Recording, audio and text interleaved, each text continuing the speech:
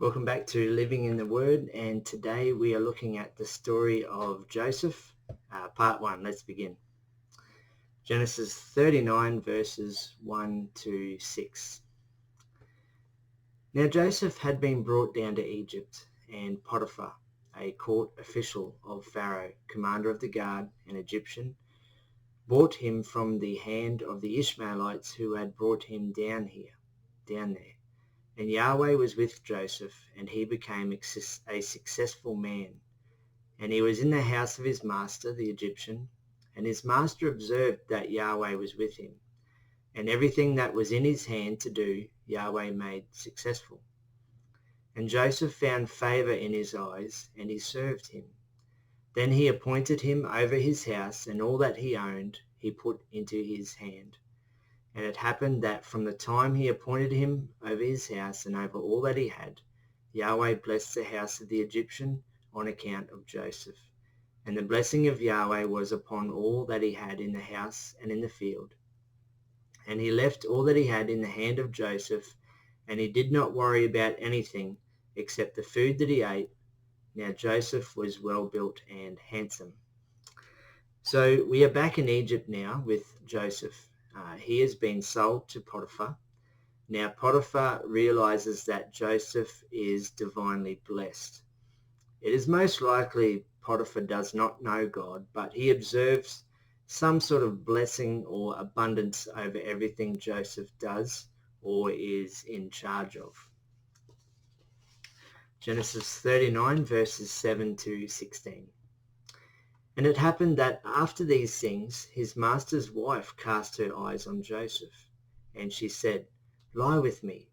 But he refused and said to his master's wife, "Look, my master does not worry about what is in the house, and everything he owns he has put in my hand. He has no greater authority in this house than me, and he has not withheld anything from me except you, since you are his wife. Now how could I do this great wickedness and sin against God?"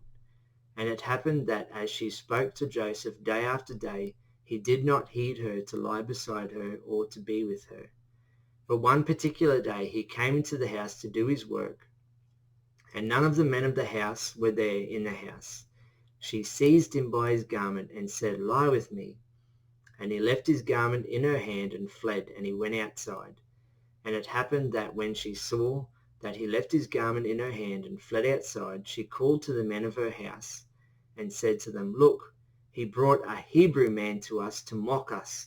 He came to me to lie with me, and I cried out with a loud voice. And when he heard me, that I raised my voice and called out, he left his garment beside me and fled, and he went outside."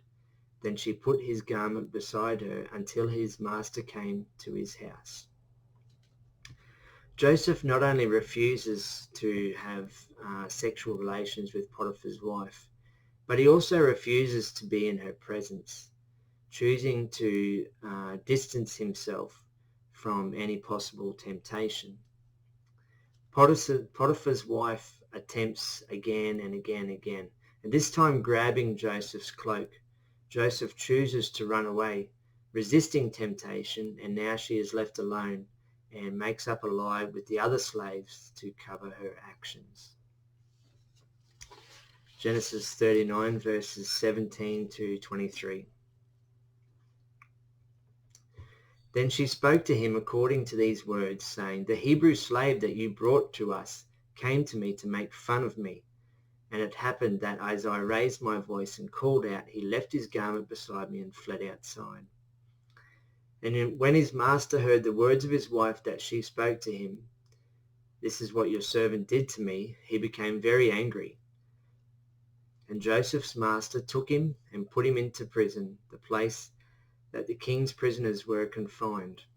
And he was there in prison. And Yahweh was with Joseph and showed loyal love to him and gave him favor in the eyes of the chief of the prison. And the chief of the prison put all the prisoners that were in the prison into the hand of Joseph. And everything that was done there, he was the one who did it. The chief of the prison did not worry about anything in his hand, since Yahweh was with him, and whatever he did, Yahweh made it successful. So Potiphar's wife now tells the lie to Potiphar, and he throws Joseph in prison. Because of Joseph's innocence, God shows Joseph favor, even though he was in prison. Genesis 40, verses 1 to 8. And it happened that after these things, the cupbearer of the king of Egypt and his baker did wrong against their lord, against the king of Egypt. And Pharaoh was angry with his two officials and with the chief cupbearer and chief baker. And he put them in custody in the house of the commander of the guard, into the prison where Joseph was confined. And the commander of the guard appointed Joseph to be with them, and he attended them. And they were in custody many days. And the two of them, the cupbearer and the baker of the king of Egypt, who were confined in prison, dreamed a dream one night, each his own dream with its own interpretation. When Joseph came to them in the morning, he looked at them, and behold, they were troubled. And he asked the court officials of Pharaoh that were with him in the custody of his master's house, "Why are your faces sad today?" And they said to him, "We each dreamed a dream, but there's no one to interpret it." And Joseph said to them, "Do not interpretations belong to God? Please tell them to me." So now we're finding that the chief cupbearer and chief baker were fairly important positions, in particular the cupbearer. The cupbearer was a trusted advisor to Pharaoh. He was around Pharaoh most of the time and heard every private conversation that Pharaoh made with whoever. The important thing to note is that both the cupbearer and baker were positions of high trust. Both positions were able to overthrow Pharaoh if they wanted to. Genesis 40, verses 9 to 23. Then the chief cupbearer told his dream to Joseph, and he said to him, "In my dream, now behold, there was a vine before me, and on the vine were 3 branches, and as it budded, its blossoms came up, and its cluster of grapes grew ripe. And the cup of Pharaoh was in my hand, and I took the grapes and squeezed them into the cup of Pharaoh. Then I placed the cup into the hand of Pharaoh." Then Joseph said to him, "This is its interpretation. The 3 branches, they are 3 days.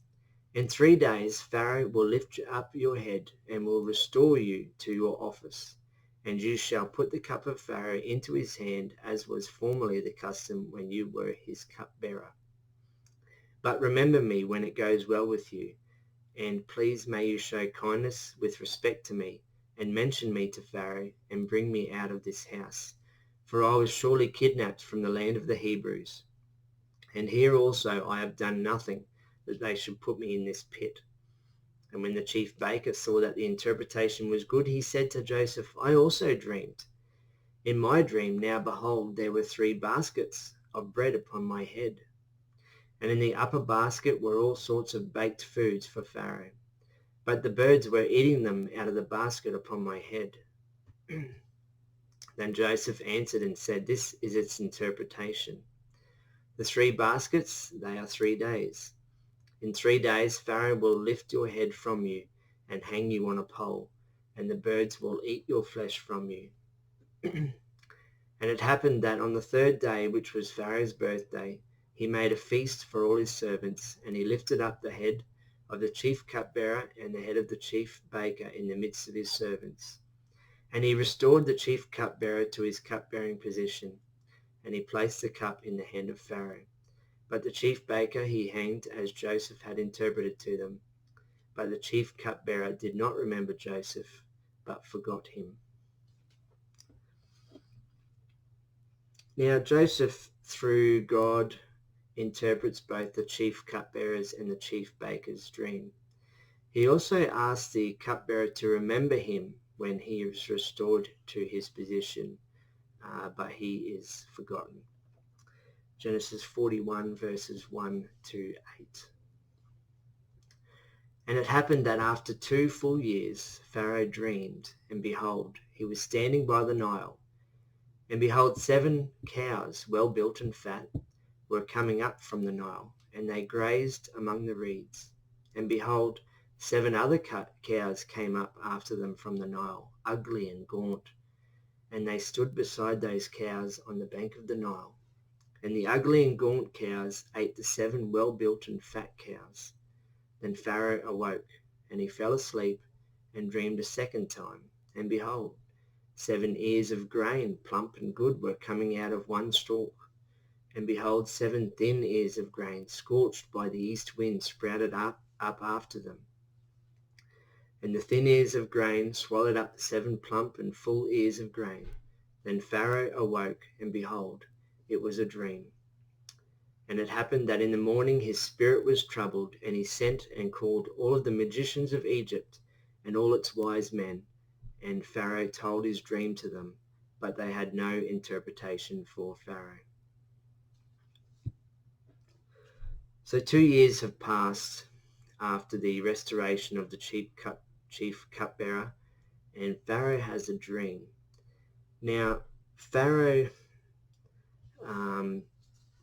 was viewed as the incarnation of the god Horus. He was the maintainer of the divinely imposed order on earth. Any irregularities on earth would be a sign of weakness on his part.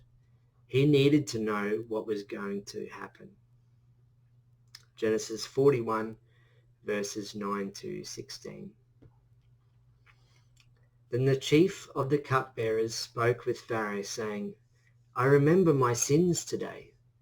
Pharaoh was angry with his servants, and he put me and the chief baker in the custody of the house of the commander of the guard. And we dreamed a dream one night, I and he, each with a dream that had a meaning. And there with us was a young man, a Hebrew servant of the commander of the guard. And we told him the dream, and he interpreted our dreams for us. Each according to his dream he interpreted. And it happened just as he interpreted to us, so it was. He restored me to my office, and him he hanged. Then Pharaoh sent and called for Joseph, and they brought him quickly from the prison. And he shaved and changed his clothing and came to Pharaoh. Then Pharaoh said to Joseph, I dreamed a dream, but there is none to interpret it. Now I have heard concerning you that when you hear a dream you can interpret it. Then Joseph answered Pharaoh, saying, It is not in my power. God will answer concerning the well-being of Pharaoh. Now the cupbearer remembers Joseph after 2 years, and when brought to Pharaoh, Joseph acknowledges God as the interpreter through himself. Genesis 41 verses 17 to 36. And Pharaoh said to Joseph, Now in my dream, behold, I was standing on the bank of the Nile, and behold, 7 cows, well built and fat, were coming up from the Nile, and they grazed among the reeds. And behold, 7 other cows came up after them, poor and very ugly looking and gaunt. Never have I seen any as them in all the land of Egypt for ugliness. And the thin and ugly cows ate the former 7 healthy cows. But when they went into their bellies, it could not be known that they went into their bellies, for their appearance was as ugly as at the beginning. Then I awoke. Then I saw in my dream, and behold, 7 ears of grain were coming out of one stalk, full and good. And behold, 7 withered ears of grain, thin and scorched by the east wind, sprouted up after them. And the thin ears of grain swallowed up the 7 good ears of grain. And I told the magicians, but there was none to explain it to me. Then Joseph said to Pharaoh, The dreams of Pharaoh are one. God has revealed to Pharaoh what he is about to do. The 7 good cows, they are 7 years, and the 7 good ears of grain, they are 7 years. The dreams are one. And the 7 thin and ugly cows coming up after them, they are 7 years, and the 7 empty ears of grain scorched by the east wind, they are also 7 years of famine. This is the word that I have spoken to Pharaoh. God has shown Pharaoh what he is about to do. Behold, 7 years of great abundance are coming throughout the whole land of Egypt. Then 7 years of famine will arise after them. and all the abundance in the land of Egypt will be forgotten. The famine will consume the land.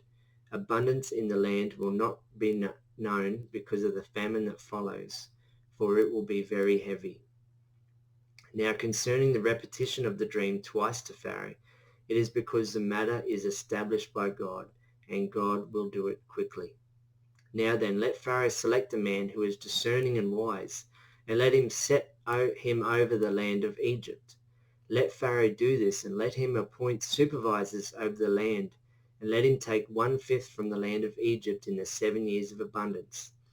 Then let them gather all the food of these coming good years, and let them pile up grain under the hand of Pharaoh for food in the cities, and let them keep it. Then the food shall be as a deposit for the land for the 7 years of famine that will be in the land of Egypt, that the land will not perish on the account of the famine. So in Pharaoh's first dream, 7 ugly skinny cows come out of the Nile and ate the 7 fat cows that also came out of the Nile.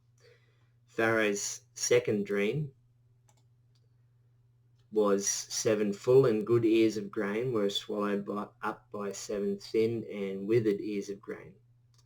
Joseph reveals the meaning of the dream: 7 years of great abundance, followed by 7 years of famine so great that the first 7 years will be totally forgotten. Then Joseph puts forward a plan to save the people from the famine. Genesis 41, verses 37 to 46.